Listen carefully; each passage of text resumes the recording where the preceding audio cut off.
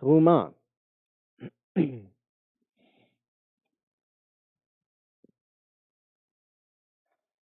In this week's Torah portion,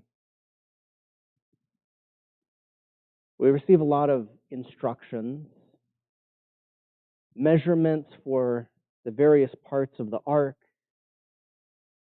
of the tabernacle, the Mishkan, detailed measurements and descriptions, uh, explanations of different materials. But at the heart of all of this description, of all of this detail, there is a question: why do we need a Mishkan at all? Why do we need an ark? Our God is everywhere. Why do we need a special place that is designated for God's presence? And why do we need it now, here in the wilderness? That is at the very core of this week's Torah portion. There was a Native American tribe, or rather, there is a Native American tribe called Welmelty. They live in the American Northwest, and this is a story that goes back in their community about 150 years, just about. You see, this week has been a very cold week here in McAllen, but it is not as cold as the winter of 1846 in the lands of the Welmelty tribe.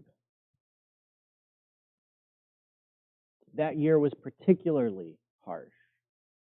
There were deep snow drifts and sub-zero temperatures. It was difficult to survive, but the Welmelty are accustomed to this land that they live in and were prepared as best they could be for this terrible winter. However, it just so happened that this winter they saw another tribe of people crossing their territory. This strange tribe that they had not encountered before was ill-equipped to face this harsh winter in its freezing cold and its deep snow. This tribe, you see, was crossing their land looking for a new place to settle, moving from their home out into the unknown. They were wanderers, much as our ancestors were wanderers in the land of Sinai. But the Welmelty could not communicate with this other tribe that they encountered, and so they did not know what to call them. They could not speak with them because they did not share the same language or dialect. But they did their best to take care of this tribe that was crossing through their territory. They hunted rabbits and deer and tried to bring them to this strange tribe passing through their land.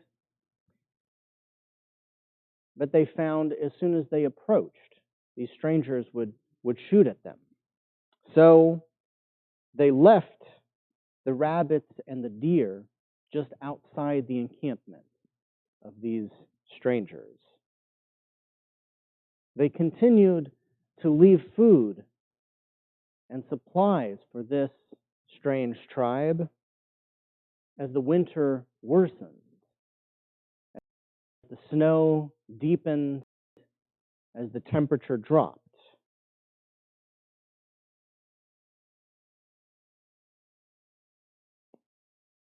until at one point in the middle of that winter, they realized that this was no ordinary tribe, but was in fact a tribe of cannibals. They became terrified of this other tribe, and they no longer left them food or supplies. They kept their distance, hoping that this tribe would find a way to survive on their own. Many of them, as it turns out, did not. What the Well-Melty Indians did not know, but we now know, is that this tribe was not a Native American tribe, but was in fact 89 settlers from Illinois traveling across the American Northwest looking for a new land, known by the name of their leader, the Donner Party. We know that this legend of the Well-Melty tribe is in fact true, not only because we know that their story coincides with the travels of the Donner Party, of which many died that winter. And in fact, they did have to practice cannibalism on the dead in order to survive. But we know this story not only from the oral history of the Well-Melty, but also from the archaeological evidence we've found. At the base camp, that final camp of the Donner Party, where so many of them died of starvation, archaeologists in 2012 discovered the camp, and indeed they found around the edges of the camp rabbits and deer that had been hunted and placed there. The archaeologists found them untouched. The Donner Party was too proud, too fearful to accept the help of the Well-Melty tribe. And so they did not eat the food that was brought to them. They did not make blankets from the hides that were available. Instead, they starved, they died, they suffered in the most painful and reprehensible ways because they could not accept help from their neighbors.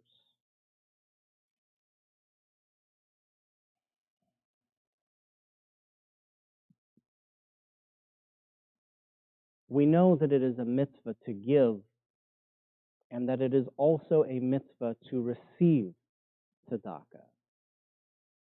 We know that when a person is in need, it is the obligation of someone who can help to reach out to them, to chase after them. And it is also an obligation when you are in need to reach out and ask for help.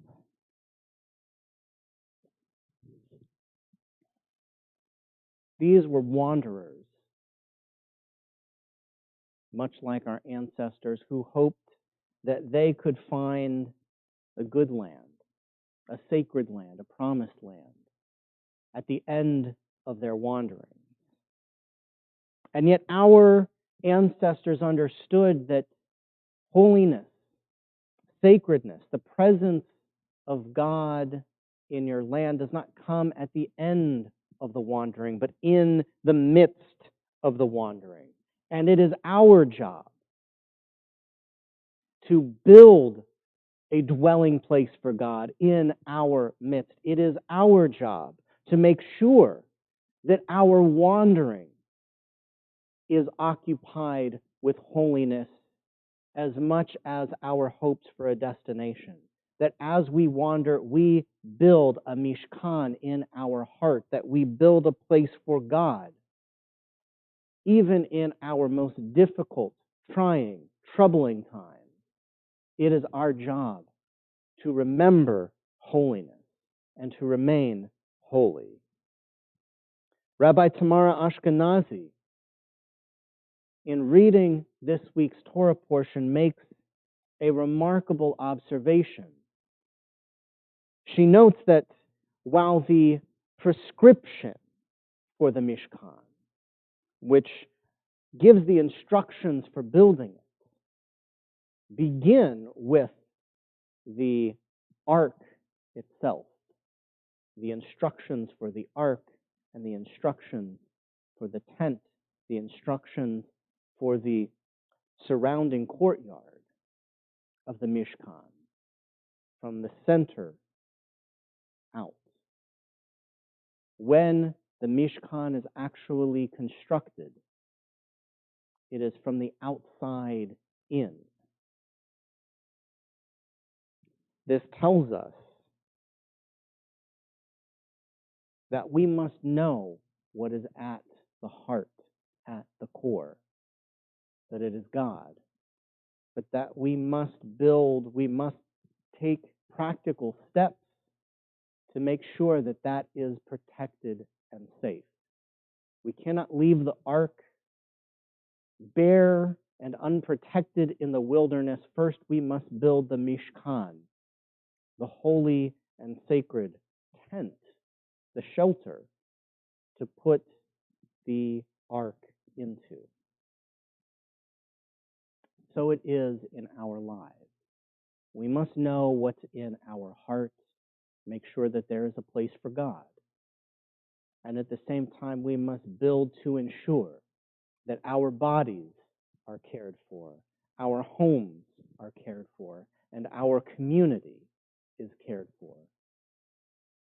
That we must reach out to those in need, and when we are in need, we must reach out, forming a chain of human tzedakah, of human tzedek, of righteousness that encloses our settlement. Shabbat Shalom.